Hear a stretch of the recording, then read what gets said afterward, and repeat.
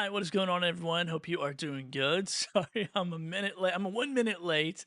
I was over on the Ecamm Live channel, hanging out there, and it was a lot of fun talking to Strick about all kinds of new technology coming up on YouTube, which was pretty fun.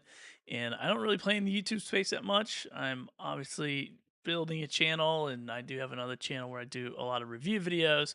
But hopefully I got inspired, so I'm like, I need to focus on this. But anyway, today we're going to be jumping into some Amazon influencer strategies. And so the last couple of live streams, I have been going really hard in the paint about maybe money, and it's gotten some people's attention. And they've actually been reaching out to me in chats and DMs and text messages going, hey, are we not supposed to be doing some of these things? Because you're like beating up on them pretty heavy. And I go, no, hold on a second. This isn't a do this or that. It's do this and that. But at what percentage do you rely on certain strategies? But then I kind of had to take a step back and, reflect and go, wait, not everyone is Billy Thorpe. Not everyone wants the same lifestyle I have, or wants to do the same things that I do, or wants even to do the same workflow that I do. And that's totally okay. And I actually, that is kind of my messaging all the time to my group, to my community, the deal makers community. That's really kind of my messaging to them. It's like, hey, here's all these different options, and you can choose which route you want to take. You can kind of pick your own journey, and you can change it, and you can compound these strategies, not just do one or the other. So I kind of have to take a little step back. I'm still going to go hard in the paint over maybe money and totally relying on it, because I want to attract the people in my community who want to deploy the strategy that I use, because that just are kind of, like, oh yeah, I can resonate with that. I can see myself into that business model, and then they come into my world to get additional help. So I'll still go pretty hard in the paint on it. But today I just wanted to like kind of cover more of like, what are the big, what are the all the opportunities that we have as Amazon influencers, and what are all the strategies? And then there's like layers of this as well. So there's like strategies within inside of strategies and all kinds of fun stuff like that. So let me jump over here and jump into the chat, and see what is going on over here. So we got Awesome Fun Things saying hello. What's up, Awesome Fun Things? Good to see you. Deal Makers Assemble. Good to see you. How you doing, Matt? Okay, we got some people talking. We got somebody. Oh, we got Side Hustle Shuffle promoting his own group in the chat. Good job, Side Hustle Shuffle. Generator Podcast. Your streaming machine, my friend. I'm just trying to be like Matt. I'm trying to be like you. I'm trying to be like two Matts. Matt squared on the chat. We got Awesome Fun Things, Matt, and then we also have Matt from Generator Podcast. So what's up? And what's up, Marianne? Good to see you on here as well. So let's jump in to, and I'm going to make this super quick. I just want to share some of these things, because I didn't want it to be so like, oh man, Billy's like anti everything except for his model or his strategy, which is not really true. And I've been in this program for like 4 years. So I've done almost everything you can possibly imagine. And I've had a lot of fun doing it. And I've had a lot of collaborations and conversations, and all that kind of fun stuff. So let's jump over and let's just talk about some of these things. And I get this little blurry thing. Check that out. And anyway, it's my new favorite thing. If you want to do that and blur stuff, this thing is called Zero Blur or something. It's a little plug-in. Anyway, there you go. I couldn't blur out just like little sections for whatever reason. But anyway, all right. So let's just talk about kind of the basics of the Amazon influencer program. So what is up, Paul? Good to see you, Paul, over in the chat again. So let's just kind of talk about shoppable videos. So shoppable videos is a strategy, right? Obviously, this is kind of when you get into the Amazon Influencer Program, a couple things happen. One, they give you a storefront, and you can immediately start populating that storefront. You don't have to wait for Amazon to approve anything. You don't have to do any of that. You can start making idea lists. You can start making videos, but it's best on the video side if you make 3 videos and wait, and then Amazon will approve you for additional placement. And this is where I really started focusing on the Amazon program several years ago, and started leveraging access to this platform to work with brands, and this is just shoppable videos. And so basically, you record short, demonstration videos, and they will potentially appear on listings and earn commissions when customers engage and make a qualified purchase. So Amazon takes them, potentially puts them on a product listing in top carousel, bottom carousel, and maybe around Amazon, and they will give you a commission if somebody watches it and makes a purchase after watching your video. So very detailed information there. And then so that is kind of like the basics of the program. This is the low hanging fruit. This is the easiest thing to do. And you could just do this. And this could just be the thing that you do. And you could just say, I'm going to create videos about all the stuff in my house or stuff I order on Amazon. And maybe you're not the person who wants to like scale this thing. Maybe you just want to make a few extra bucks, pay a bill, do whatever, what have you. So anyway, a couple of mistakes here I think from beginners. I've kind of put my thoughts here is they are treating this more like a short form platform like TikTok or Shorts, where instead of making real demo videos, real valuable videos about the product, I think there's a lot of detail being left out and leaves really more questions than answers. So, part of the strategy here that I feel like people should consider is really making more detailed videos about products, really answering those questions. Like go into the product that's selling, and if it's not selling a lot, this might not be there. But if it's selling a lot, maybe people have questions, and maybe there's some reviews. Maybe there's something that you can pull out of there and give the pros and cons, the benefits of the video, and just make a more valuable video, in my opinion. So the 7 second, 5 second, 3 second, we've seen all these people kind of jump into the program and go, well, I'm just going to try to get, the shortest video possible. I'm not going to say anything, I'm not going to do anything, and I'm just going to make a video because I want to try to get a quick buck out of this listing, which I mean, I guess is totally fair. Not a strategy I would think long term is going to work out for you, but maybe. Then also not knowledgeable about the product and just trying to sell. And you always know these people because they're always the ones who are like, today we're going to be taking a look at this watch, and this watch is just so amazing and it's so great and it's so awesome and I just love it. It's really good. No value whatsoever. Great, you love the watch. Why should I buy it? What is it going to do for me? How's it going to make me feel? What is it going to do? What's the benefits of it?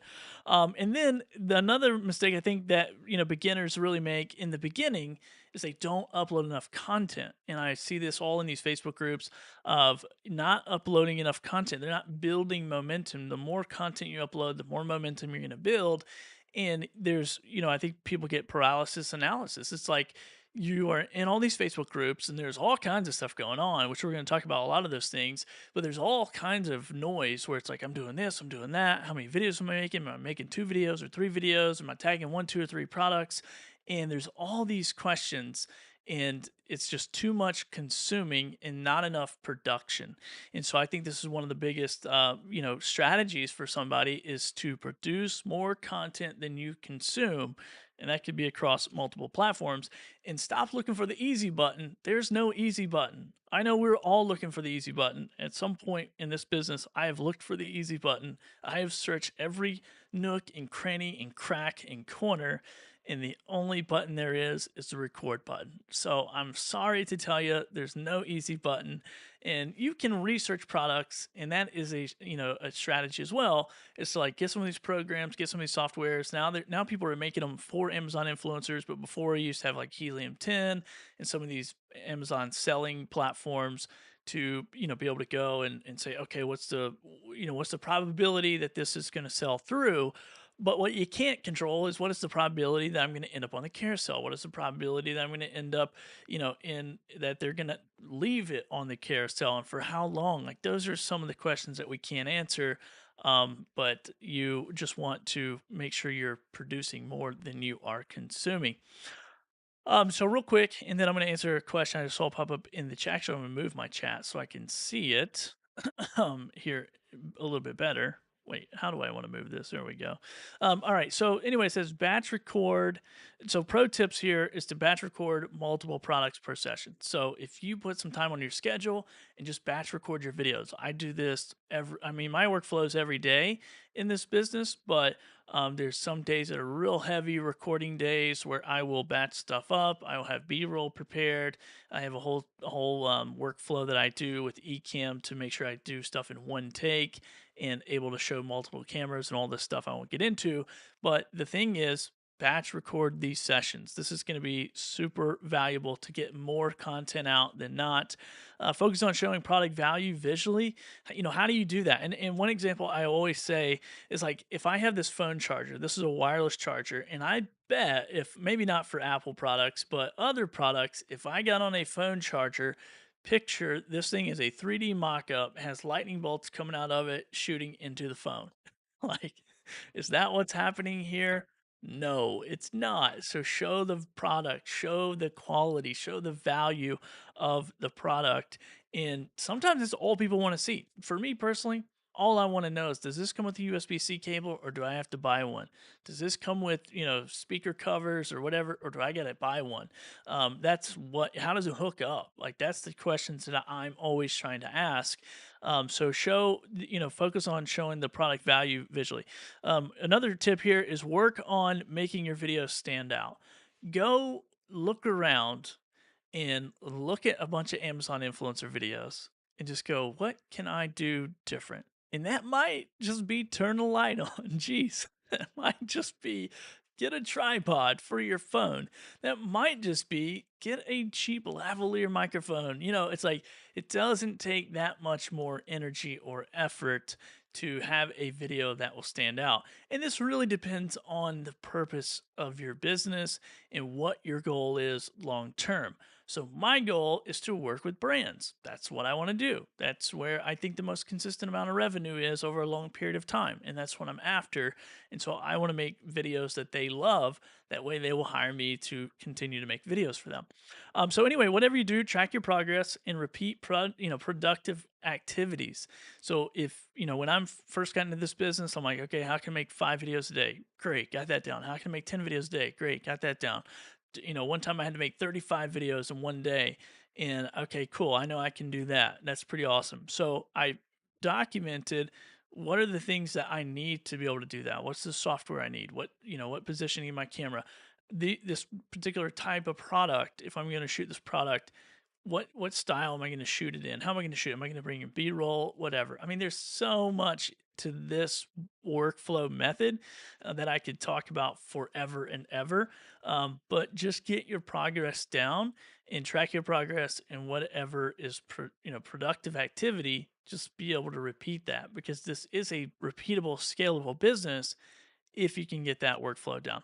And the last thing here is continually work on your product pipeline. Where is your product coming from? Is it coming from, and there's a lot of different ways to get product. One, you can buy product. You can research and buy product if you want to. I don't recommend it because that's a pretty risky move, but it's an option. You can do product around your house, around your mama's house, your grandma's house, your neighbors. I've paid my neighbor $50 going to their garage, shoot a bunch of videos. I've paid neighbors to shoot B-roll videos for me and give me an idea of how the product works or whatever, and was able to recreate the video that way. I've borrowed stuff. There's Airbnb strategies where people rent Airbnbs and go in and shoot videos, and there's all kinds of ways to get products. I primarily work with brands. There's another thing we'll talk about, creator connections, after that. So let's jump over and answer a couple questions here. First question up. Oh my gosh, these comments are everywhere. I can't get it back. Where did it go? Okay, here we go. Our unboxing. Oh, hold on one second. Our unboxing video is a good type of video for Amazon. So I guess it depends on what you mean by unboxing. So when I get products, I show everything that comes in the box every time. But it's not a video of me ripping open I personally hate those videos, so I don't make those videos.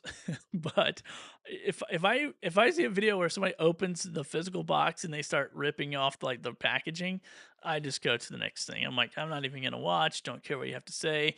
I'm just moving on. So what I do, and what you can do too, because I know your setup is I have an overhead shot, which I don't have it on, but it just goes right to my desk. So I will put everything out on my desk that comes in that box, and then I'll hold up the box. So let's see. So say if I'm talking about this, whatever it is, this little 30-watt charger for the iPhone, I'll be holding up this box going, oh, today we're going to take a quick look at this 30-watt charger for the iPhone, whatever it's called. Let's take a look at what comes in the box. I switch to shot. Well, I've already pulled all the contents out of this box. So if it comes with the power brick, the cable, it's all laying on my desk, the manual, whatever is there that doesn't show any information, just make sure you still follow those guidelines because some of these manuals have email and stuff like that.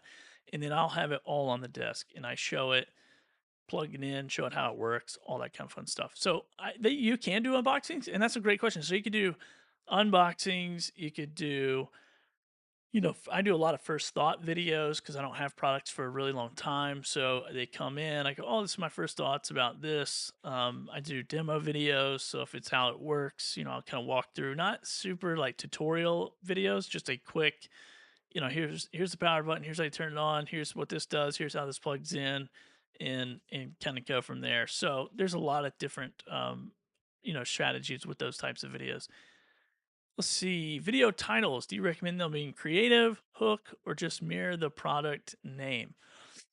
This is a good question. I personally mirror the product name, but I will do like first thoughts about the GYC whatever. Or and you only have so many characters, so this is the kind of the tough part. But what I want people in mind anyway, there's so much going on these product pages. I want people to be able to look at my video and look at the name of the product and go, okay, that's the product I'm looking for. That's the video I'm looking for. So I know as an Amazon influencer that there is, product videos down there, like whatever. I know there's influencer videos. I know where the brand videos are. Like I know because I look at the stuff every day. But as a consumer, they may not know. So if they can match up the name real quick or whatever the description is, the titles, I think I have a better shot, but I don't know that. I've not tested that. So yeah, 60 characters max.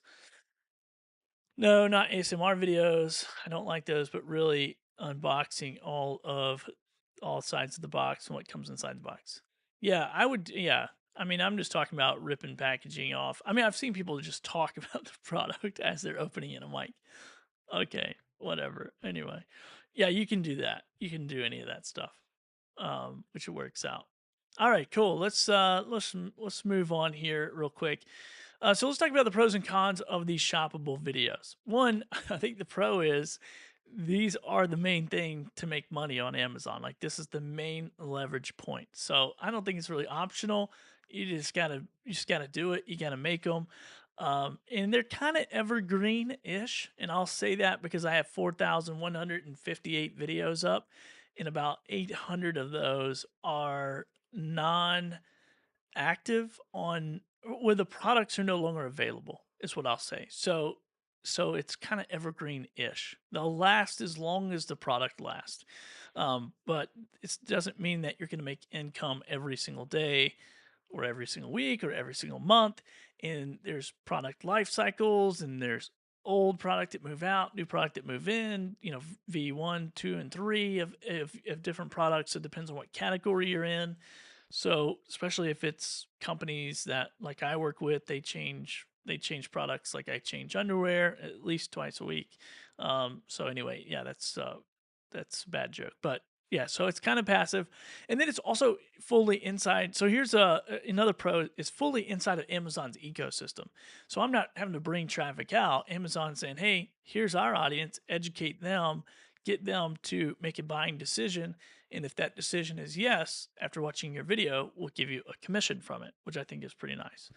And it is scalable and it is repeatable. So you can post thousands and thousands and thousands of videos and get on thousands and thousands and thousands of carousels.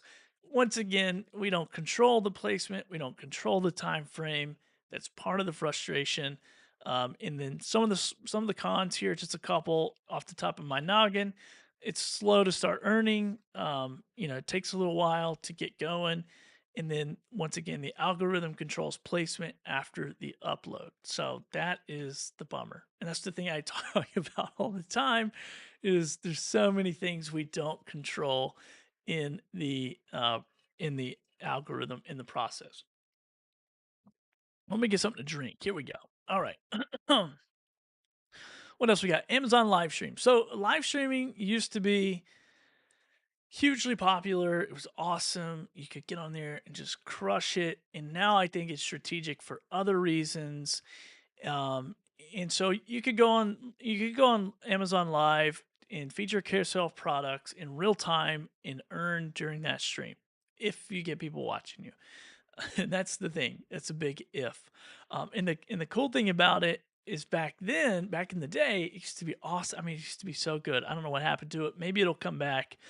But anyway, for people who just start live streaming on there, and there's some strategic reasons why you should live stream, or especially if you want to work with brands. But there's no plan or theme for the stream. It's like, and I'm bad about this, not on Amazon, but other live streaming, opportunities. I won't really. I just, I'm just gonna get on and run my mouth about something. But it's much easier if it's like this show where I have a theme, I have a plan, and the same thing for that. Little to no audience engagement, and this isn't really a beginner mistake. I don't even know why I put it under here. That's probably just like a con. Is there's little audience, and then inconsistent scheduling. So if I probably was more consistent, yeah, okay, maybe I would be able to build an audience over there or bring an audience with me if I had this consistent scheduling, consistent streaming. I just haven't personally seen that it has paid off the last several times, and I know a lot of people who do stream, but there's some pros because you can plan, well, I'll do the pro tips here. So pro tips, you can do 10 to 40 items per stream, right? Make sure that's a theme. Use themes to attract different niche shoppers. I don't necessarily say go niche on Amazon at all. I think you could, if you want, to be in a bunch of different categories.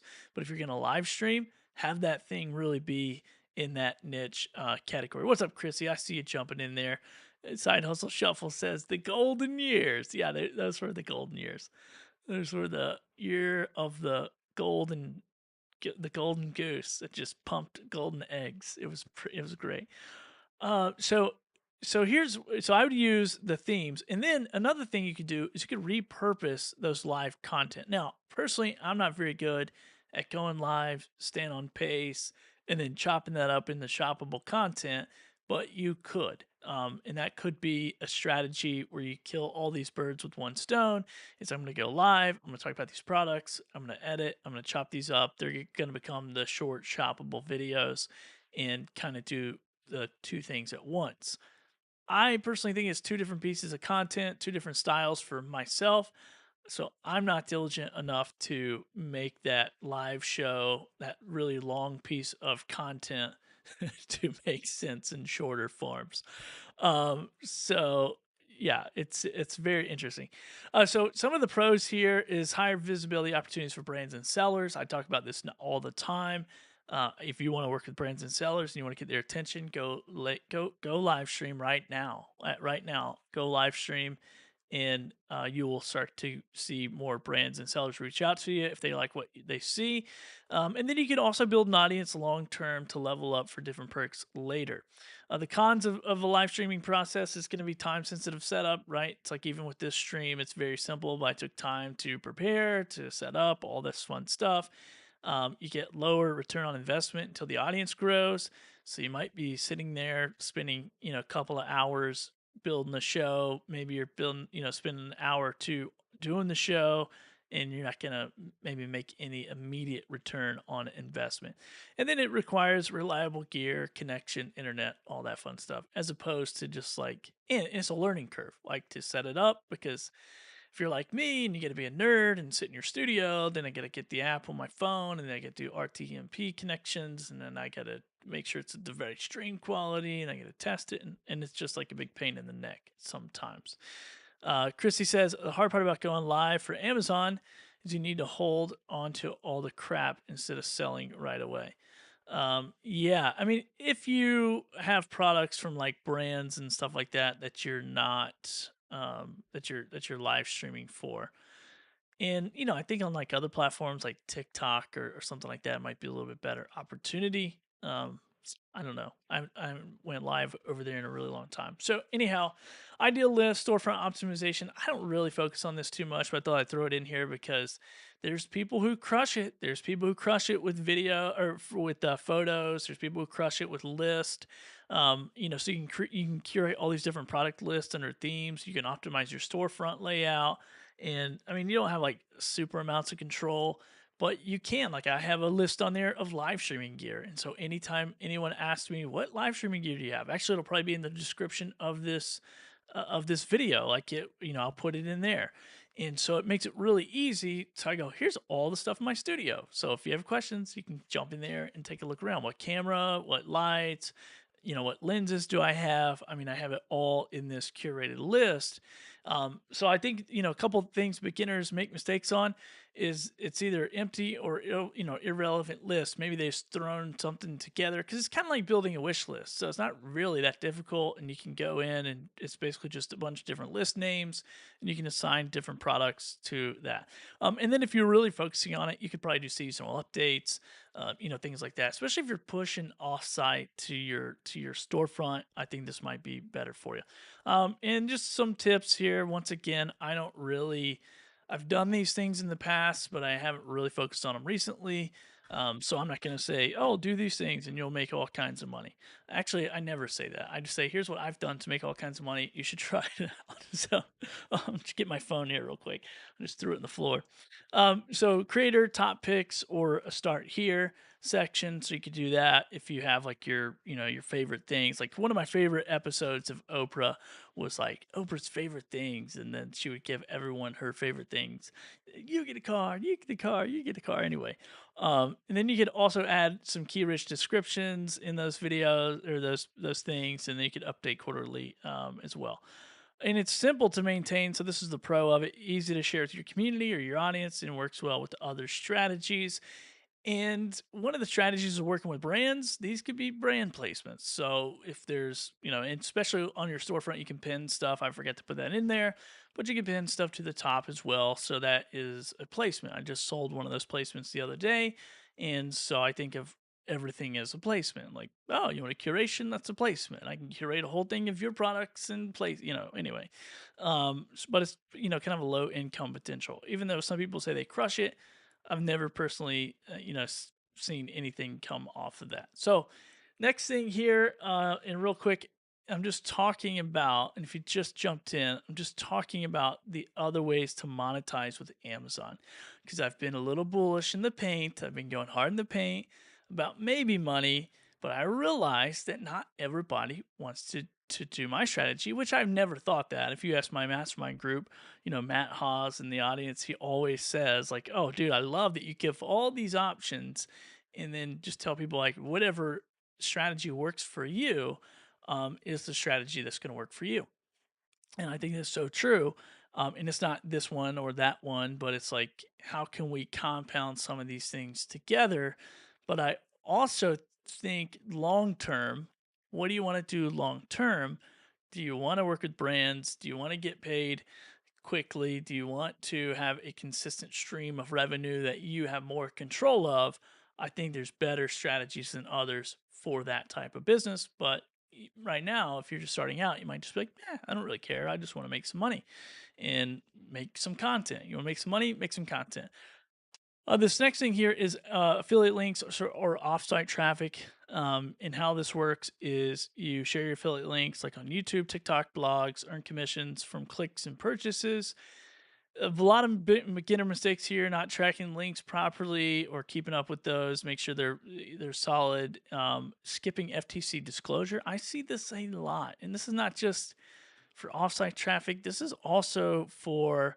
Um, this is also for people in the influencer program. You have to do FTC disclosures. It's not just an Amazon thing. And if you're getting product from a brand, you can't skip it. If you're promoting, if you're potentially getting paid, even on an affiliate relationship, you gotta disclose the information. That anyway, you gotta be honest and just that's what I think. Anyhow, here we go. Let's see. Let's see. And what did Chrissy? What we got a bunch of stuff going on here in the chat. Chrissy says, "Hey friends, make sure to like this live so the algo picks it up more." That's what I'm talking about. I'm gonna put that on the screen. Like the stream, so more people will see it. Perfect. What else we got going on here? Liked and subscribed. All right, cool. Appreciate that. I just had to ask a brand for a pin to post. Well, hold on. Sorry, I can't read. I just had a brand ask for a pinned post to be thrown in for the same price. That's right. Yep, that's how I do it. Everything's a placement. Love it. Question. Here we go. We get a Q and we get a Q. I love that little Q colon. How would you not track links properly? Can you give an example? Well, I think maybe what I mean by this is I'm not keeping, and this is some of these things, by the way, are things that I'm not doing. So these are even old people mistakes or old, but I don't do really offsite stuff. But like, are your whoa, hey, there we go. I hit the wrong little thing. But are your links like, are they active? Are they broken? Or how are you tracking them? How are you, seeing where they're coming from? Is that like a deep links type of thing? My thing is always, how am I and then forgetting to include the links. Like, I do this all the time. I always forget to include links for offsite stuff. Even if I'm like, yeah, the link's going to be in the comment or the whatever, I always forget. So I think I should have maybe said keeping up with your links properly to make sure they are active, they're going somewhere that makes sense, that type of thing. And then once again, this isn't a game that I play very often with offsite. If I do, if I get paid to post it somewhere for a brand, then I'm totally doing it. So the pros here with this strategy is, well, maybe I do pro tips. So repurpose content from Amazon. So that could be, pro tip for you. I know Matt does this. I do this if brands pay me, I'll put it on TikTok or I'll put it on YouTube or wherever, and you can potentially drive more traffic, which earns more percentage.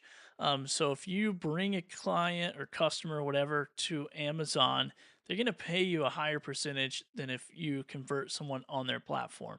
And so that you can see that in the commission schedule or whatever. So, and then add links contextually in tutorials or reviews. So that's obviously if you're doing something like this and people are asking you, what tools do you use or whatever, I should just link all that stuff in the comments, or not in the comments, in the description of this video. This is a whole nother business, offsite affiliate marketing, not my cup of tea, not something that I'm good at. Obviously, look around. I don't grow big audiences. I don't do any of that. I primarily work with brands, but I just wanted to give you, some low hanging fruit ideas. If you're like, well, I do have a YouTube channel where I post all my videos, make sure you put affiliate links and make sure you have the disclosure on there. So anyway, let's see. Yeah, so it expands outside of Amazon, which is good. Potential for another stream of passive income, which is also good, and ideal for creators already posting elsewhere. The cons are variable conversion rates. So once again, I don't convert near as well off platform as I do on platform. Obviously, it probably makes more sense. There's a buy now button or whatever. Requires ongoing promotion. So how are you promoting those links? Where are they going? Once again, how are you tracking those? How are you getting people, like, where are they coming from? And then it's easy to violate compliance rules. And we've seen a lot of this recently. And it makes me a little bit nervous to even say the name that I've been saying this whole stream, because I don't know. I've been seeing a lot of people get kicked off for trademark purposes. So don't show their logo. Jeez, oh Pete, don't show it. All right, let's see. We had a couple more questions. What's up, Jen Dub in the house? Good to see you. Question: what is the easiest way to keep track of deals from sellers? I personally think a CRM is the easiest way. And I have a CRM that brings in all my conversations to one place. And then from that conversations tab, it very much just looks like an email, but it has it marked from everywhere, from like not TikTok, but from like let's see, what, Instagram and two Facebook pages, my email, and I think those are the main ones that I get most of traffic from. And then I have like Fiverr, which I just manage everything on Fiverr. But yeah, you gotta have some kind of like you don't have to have it where it all comes into one place, but that's where all my messages come into. It's one place, and then right there I can just copy, deal, set up a deal, do whatever. All right, let's see what does Matt say. All my woodworker friends use affiliate links. That's how I started. Billy told me about the on-site awesomeness. There we go. That's my favorite story, Matt. All right, so that's a little bit of the affiliate stuff. Now let's talk about my favorite thing. If you've been here for more than 4 seconds, you know I'm a huge fan of paid deals with sellers and brands. And so, how this works is sellers will pay you to make product videos or feature their products. And with Amazon, this is a little bit interesting because you retain the rights to the content. So, this is technically UGC, I guess, but not with the. It's got different rights. Okay, so I mean, you can obviously sell those rights, but kind of the default deal is I'll make a video for you. I keep the rights. I upload it to Amazon. You don't get to use it, and I can earn potential revenue off of that video. And so by doing this, here's a couple of mistakes people make is not understanding the market. So there's just like a housing market. Like if you go to two different cities, there's two different housing markets. Like if you go to New York City and then you go to Bluff City, Tennessee, those are way too different markets. Those are way too different value proposition, way too different places on the planet. And this is very much like that. This is very much the difference of doing high ticket influencer style videos where you can are like basically, doing offsite stuff. I'm not talking about Amazon, but if you do like a influencer placement. Like I know a lady on TikTok, got several million followers, and she'll charge $20,000 to $30,000 for a video. However, she has the audience to promote that video to. She has proof of conversions.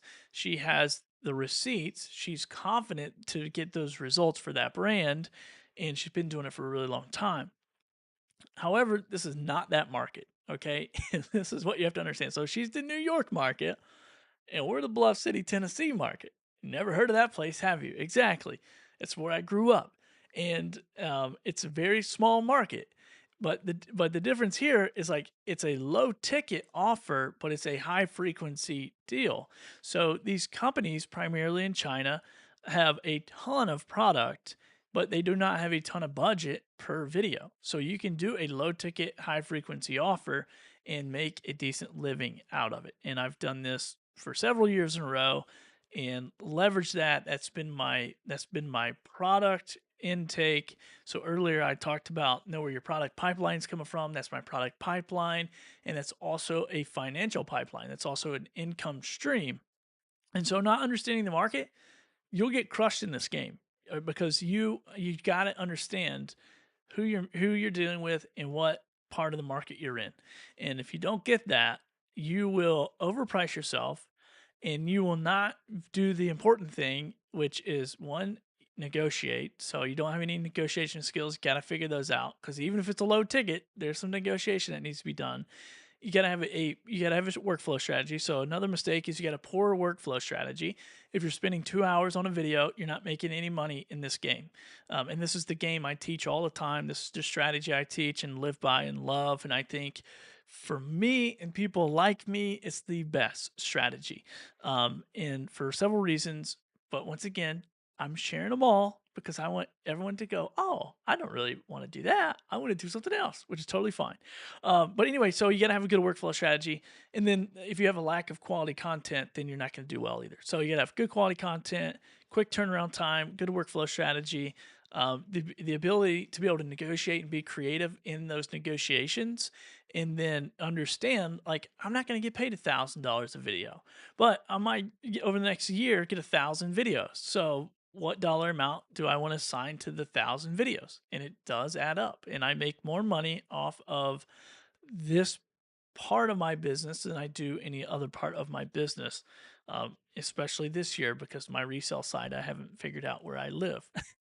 So anyway, but I will. All right. So pro tips, you can, when you're pitching brands like this, use your existing performance data. Use the existing information that you have. Now you can't share that, can't send screenshots to that, but you can quote it and you can say, "Hey, look, I generate X amount of dollars for my clients." Or if you dig down a level deeper, whatever type of product they're trying to send you and they don't want to pay you, you could go into your analytics and figure out like, well, I've done 28 million portable monitor videos and those things generated, X amount of dollars last year. You can be in that lineup as well. So that's really learning how to pitch people and being creative in that. But one of the tips here is don't be afraid to use the success you've already had. If that a platinum creator, is that I've created 4,178 videos or 68 videos or whatever, is that I do $10 million a year in revenue. Like, what are the numbers that you can leverage in that data? Also, a little tip for you is to offer multiple video bundle options and placement options. You can't just be the one trick pony. Get creative, get innovative, start asking these companies what they need, how they need it, and where your videos can go live and do the thing. I'll get to questions in just a second. Sorry, I just saw you jump in. I'm not keeping up with the chat very well. So pros here, pro, I love it. You get paid upfront money. So it's not maybe money, it's not wait around money. It's here's the video, here's the invoice. Thank you for the payment. Pretty quick, and you can stack up pretty fast. Speaking of stacking, you can also stack this with your affiliate income. So you're making affiliate income off of Amazon. You're also charging a small fee. That all compounds, that all adds up. It's all real nice. Long lasting relationships equals recurring revenue. I've had people I've done business with for 3 years now, and they are continually sending me products and product offers in deals, and we've negotiated and we've done all kinds of different collaborations. And last but not least, you're in more control of your business. Because if one of these platforms says, nope, you're out of here, you can leverage your skill set, you have the book of business, you can offer a different product. All right. And the cons here are lower rates compared to traditional marketing or influencer marketing, which I talked about that already. You get high demands and quick turnaround times. So this is a fast-paced business. If you're slow, if you're a turtle, you're probably not going to work out. You got to be a rabbit. You got to run fast. Wait, didn't the turtle win? I can't remember. Anyway, you got to turn stuff around pretty quick. And then negotiation is required. That makes people uncomfortable. I get it, but it's part of it. All right, let's see here. I'm looking to start an Airtable. Let's see. Okay, so Chrissy says she's looking to start an Airtable. What's the other? I gotta learn how to do these comments faster. How do you talk to Chinese sellers? Just through messaging. That's most of it. That's they reach out to me most of the time. Every piece of my content's my best sales guy. The more quality content I can put out, the better. The more my inbox fills up. Which takes time. I mean that's not the full strategy, but definitely takes time. Okay, Billy, how much can you start to charge the low ticks, and how many things can you negotiate to start with? You can negotiate anything that you want. I would say I have started as low as $0 to $5. When I first started this business, I built the whole thing, and I tell the story all the time. I built the whole thing thinking I'm going to make $5 videos. Like, this is a really good opportunity for $5 videos. I'm going to be the Starbucks of making videos. And so I built the whole system to do that. And then, it just got to a point where I couldn't I couldn't meet the demand. So demand goes up, the price goes up. Demand, and it just steadily increased over time. I think if you have some leverage, if you have quality content, I would probably tell people to start on the opposite side, start high, negotiate down. If you have good quality content and that you can turn around quickly, and that's just conversation. That's just something you got to be real honest with yourself, because there's some people out there I've seen. They're like, my content's great, and I'm like, compared to who? Compared to my 7-year-old makes better content than you. What are we talking about? So, do I have a standard contract? I do not. I do not do contracts with these deals. I'm doing 100 plus per month, and so therefore we are rocking and rolling, and we pre-negotiate everything up front, and then normally those are recurring clients, so it's not like a new opportunity every single time. I mean, it's new opportunity, but the same client. So we have this set price. I kind of fix them in on a rate, and we just go with that rate, and it's just like we do that negotiation basically one time up front, and then we lock it in and we go for it. And then if I have to renegotiate later, or sometimes they'll renegotiate later, I just had this happen with a 3-year client renegotiated. Their budget fell through, all that kind of stuff, which it happens, but there's a number that makes sense. And when you start off with a number of like, this is what I want to do, how do I get there? Then you can build that thing backwards and figure out how many of those deals can you piece stuff in there. It's very, very flexible. All right, last but not least, let's talk about creator connections. Creator connections is a fairly new thing, so it's been around for a little while. No one really took it serious. No one really took it serious until earlier this year, and we really didn't know what it was. A lot of us thought it was like only for offsite. Some of us thought maybe if we upload all our videos, then they would just all get taken by the brands. Some people thought that sellers had permissions to do some things that they didn't. So we were all kind of untrustworthy and we're all going, we don't really know. So we didn't do anything with it. However, there wasn't really that much going on with creator connections. So there wasn't really, that much FOMO happening because there's maybe I'd keep my eye on it. And even earlier this year, I think there's probably like 8,000 creator connection campaigns. And now I have access over to like 420,000 or something. I think I saw this morning, which was just bonkers. So it was pretty crazy. So there is so creator connections, for people who don't know, that is an additional commission collaboration opportunity that Amazon manages from the content creator to the seller. And so it's a internal marketplace that connects influencers and sellers who want to sponsor. It says sponsor shoppable videos, but it's really pay you an additional commission when that linked video, that linked piece of content sells, it'll pay you more. Or when I should say your account sells, it's a little bit confusing. I'm not going to get in the weeds, whatever. It's an additional way for brands to incentivize influencers to talk about their products and promote their products. So brands set the campaign terms and payout, which is, they set the time of the campaign, how much budget is going to be in the campaign. And it's one of those big group campaigns. So they might say, oh yeah, we got 10 grand. We're going to put 10 grand on it. It's going to last for 90 days. And when that 10 grand's up, it's up. And so you might have 400 influencers on that campaign. And whenever that budget is gone, it's gone, which is the hot thing right now. We'll see what it does down the road. I hope it does good. But anyway, so you can apply to those directly through your dashboard. So beginner mistakes here, and I think a lot of people are in this category.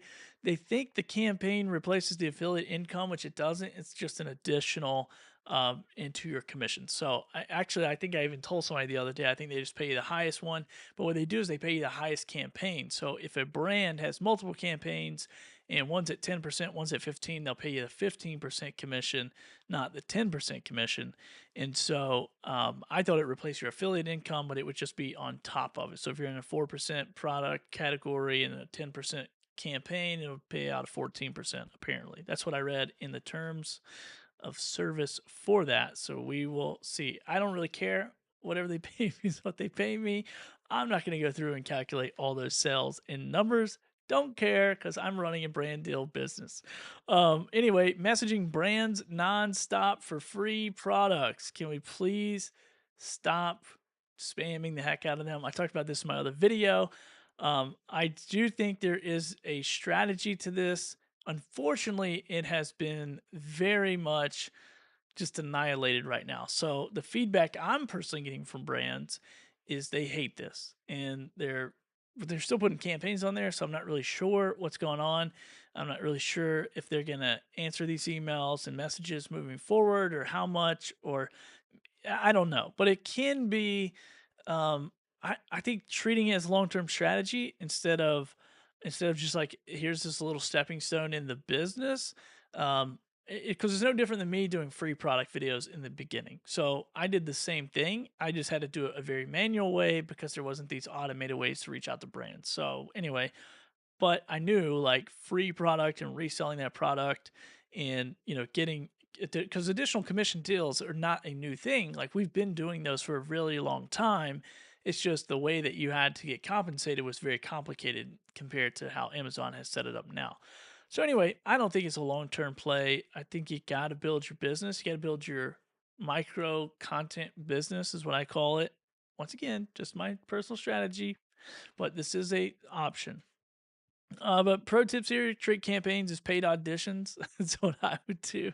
I don't even know why I put paid auditions, but maybe just as well, you do get paid, I guess, if your product video hits I mean, there's so many maybes. I don't even want to get into it because I'll start getting frustrated. But anyway, you got to do quality work, and that way you can open up those direct deals. So, you do quality work, you do it quick, you get it turned around, you do a lot of good communication with these brands, and they might reach out to you and say, "Hey, we want you to do another video."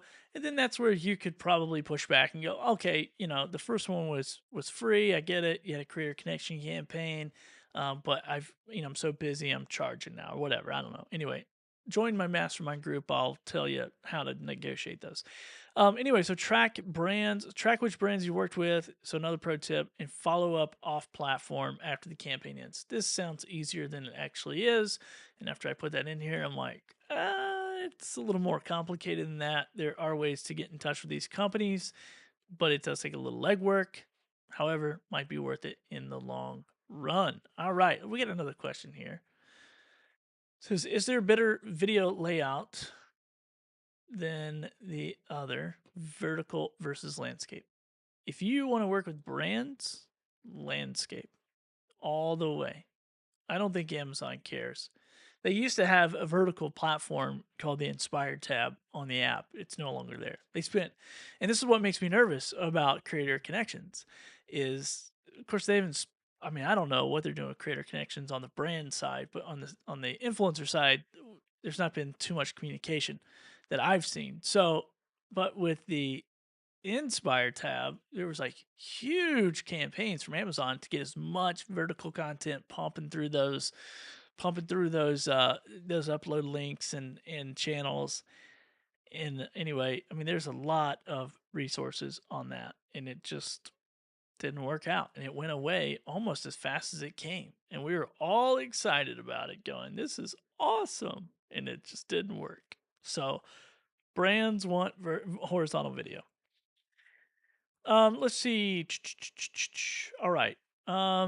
What's the other pro tip here I was talking about? Oh, only apply for campaigns that align with your long-term strategy. So that could be a lot of different things, categories. That could be because different categories pay out different amounts. So that could be, what is my long-term strategy? Do I want to do that? Is it resell? Do I want to go after high ticket items I can resell?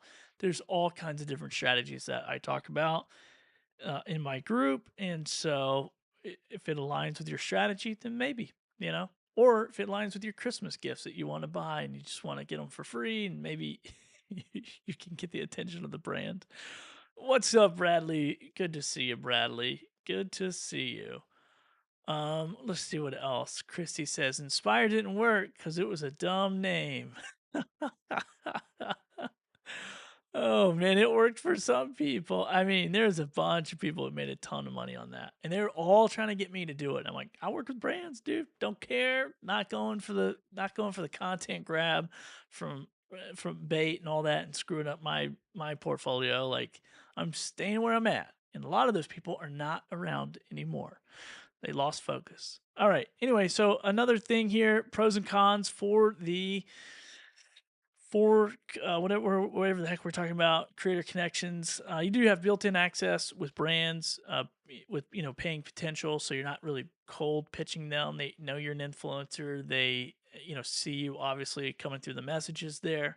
I think another thing is like prospecting. I didn't really put this in there, but these companies have budgets. So if you're a real motivated salesperson, there's other ways to reach them. That's all I gotta say. Little pro tip. I'm giving it away tonight.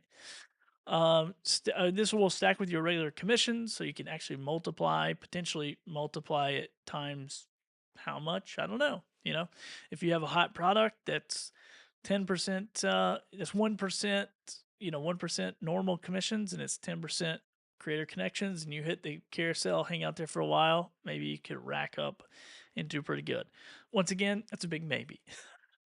But it's great for beginners, learn how to work with brands. Even the brand is going to send you a product for free and you're going to do a video for free, there's still going to be a list of requirements. Almost guarantee it. They're going to ask you some crazy stuff either before or after you make the video. And this is where you're going to learn and you're going to cut your teeth and you're going to learn all these different terms and working with brands and the pros and the cons and the funds and the not funds. And then it provides the structure and clarity with fixed deliverables and payout. So that's pretty good because you obviously have these conversations and know like what do they expect, and the payout is already determined. So if you get on the carousel and if people watch it and if all the stars align, then you know what money you're getting paid. You don't have to negotiate it. So I hope that is good for you. So the cons, no guaranteed ROI. Once again, anything that you do that just has the platform in control, there's no guarantee that you're getting your money back or your time back. There's no, your investment might not be money. It might just be your time.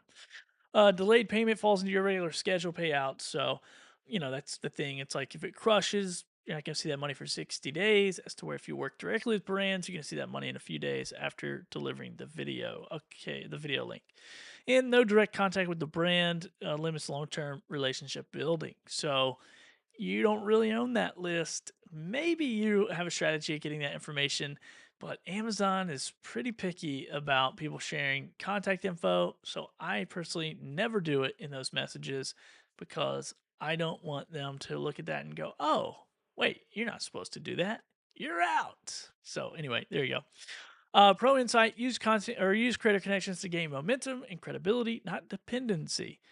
Once you've completed a few campaigns, transition those into direct off platform partnerships where you control the pricing, the terms, and the creative direction. If you have any questions about how to do any of these fun things, I'm happy to help you. Go join my mastermind group or my community, I should say. It's still it's billythorpe.live. It's called Deal Makers. And you can jump in there and we do a call once a month. I do some meetups inside of the group as well periodically. And then also, I have a different level. So if you're like, I really want to turn this into a business, I really like your model. Once you kind of get in, figure it out, then I can do that as well and put you into a higher ticket asynchronous coaching platform. Which has been a lot of fun, and people are getting a lot of great results from that. Some people are paying their mortgage. Some people are making the goal that they wanted to make within 30 days that they had a goal for 6 months to make. Another person's crushing and making anywhere between $5,000 and $9,000 a month, which she is, she's an outlier. I don't really sell highlight reels. I guess I could. I could just spend the next 5 minutes pitching her, I suppose. But it's free to join the group, and I think most people are in there already. What's up, Gabe? Good to see you. That I've seen in the chat tonight. But if you're watching the replay, just drop down. The link's going to be there. It's the Dealmakers group. Get in. If you're an Amazon influencer with on-site placement, it's going to be really valuable for you. If you want to come be a fly on the wall and figure out how to apply for the Amazon platform, there's free course, a little free workshop in there, like 20-minute video to show you how to do that. And then I have some other stuff coming down the pipeline that will be available soon as well. I think I covered all of it, and that's an hour. So I got 40 something, 50 something seconds. I got 55 seconds to just chill before I cut this off at an hour. I was hoping I could do that in 45 minutes. I didn't even talk about UGC. I have a whole nother section, but I'm not going to talk about it because it's not super related to what I was doing. All right, appreciate it. If you're watching here on YouTube, if you've not subscribed to my personal YouTube channel, it's just at Billy Thorpe Live, and you can go subscribe to that channel. And the Deal Billy channel is soon not to be getting the live streams. I'm just trying to get people over to my other newer channel. All right, hope you guys are having a great day, and we'll see you soon. Wait. Where's my thank you for watching? Here we go. See ya.